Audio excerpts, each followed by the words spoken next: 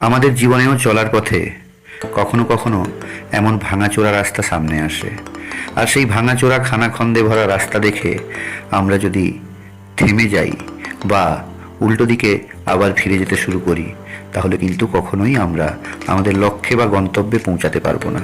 সুতরাং সেই ভাঙাচোরা রাস্তা ধরেই এগিয়ে যেতে হবে, এবং সেই ভাঙাচোরা রাস্তার মধ্য দিয়ে যেদিকে একটু ভালো আছে ডান দিক বাঁ দিক চেপে ওই রকম করে আমাদের কিন্তু লক্ষ্যের দিকে এগিয়ে যেতে হবে।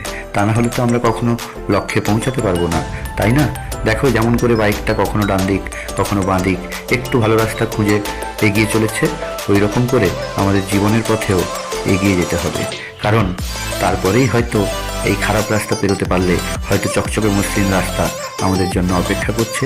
তাই উদ্যম না হারিয়ে এগিয়ে যেতে হবে। কারণ গানের লাইনে আছে না, চলাই জীবন থেমে যাওয়াই মরণ। সুতরাং থেমে গেলে চলবে না, এগিয়ে যেতে হবে। রাস্তা যেমনই হোক সেই রাস্তা অতিক্রম করে আমাদেরকে এগোতেই হবে। তবেই আমরা গন্তব্যের দিকে, আমাদের লক্ষ্যের দিকে, আমাদের সফলতার দিকে আমরা এগোতে পারবো। এই দেখো, খারাপ রাস্তা পেরিয়ে আসার পর অপেক্ষাকৃত একটু ভালো রাস্তা আবার পেয়ে গেলাম। সুতরাং জীবনের পথে খারাপ রাস্তা পেরিয়ে এলে ভালো রাস্তা তোমার জন্য অপেক্ষা করে আছে বন্ধু। সুতরাং হাল না ছেড়ে চেষ্টা করে যাও।